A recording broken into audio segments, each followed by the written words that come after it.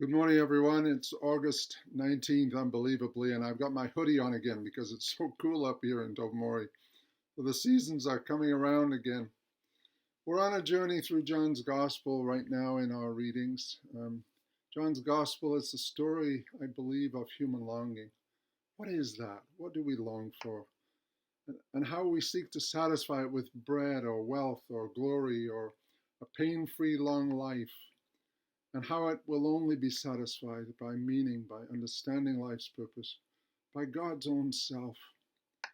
What do you think it is we're longing for? What made 5,000 families follow Jesus out into the wilderness? Here, listen to the story again. It's in John chapter 6, in the first 15 verses. After this, Jesus went to the other side of the Sea of Galilee, also called the Sea of Tiberias. A large crowd kept following him because they saw the signs that he was doing for the sick. Jesus went up the mountain and sat down there with his disciples. Now the Passover, the festival of the Jews, was near.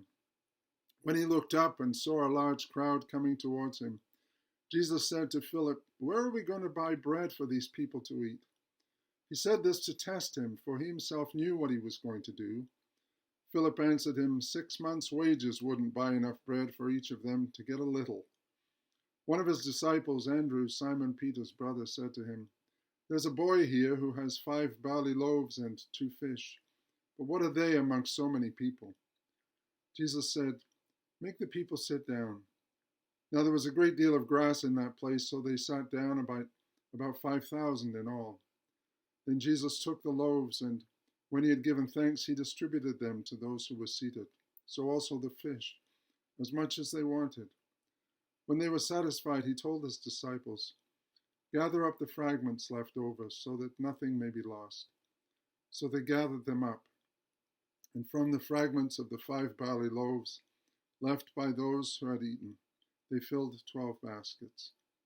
When the people saw the sign that he had done, they began to say, "This is indeed the prophet who is to come into the world." When Jesus realized that they were about to come and take him by force to make him king, he withdrew again to the mountain by himself.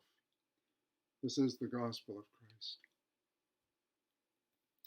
I don't know about you, but often when I watch these good news videos on YouTube, I find myself being enticed by the video strip down the side that offers other opportunities. And the other day I found myself clicking on Britain's Got Talent, amazing auditions.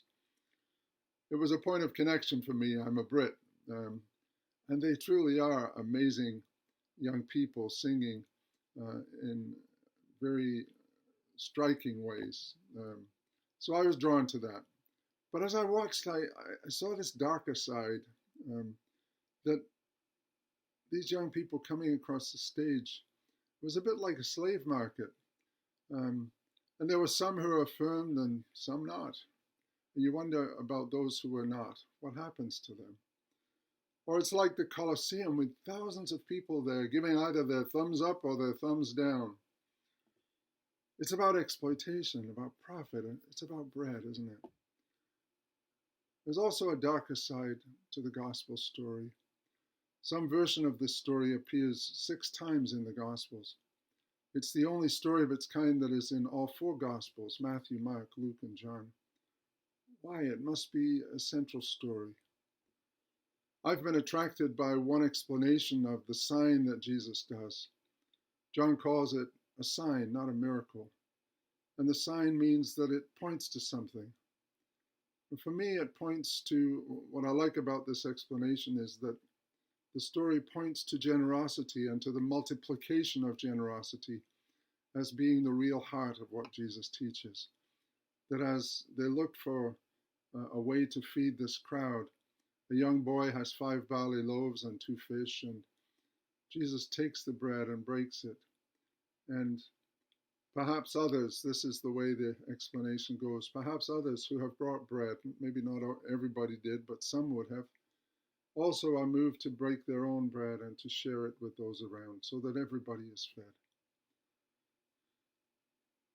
The story is told also at Passover, and Passover is the time of deliverance by God through God's gift of bread and of new life to them.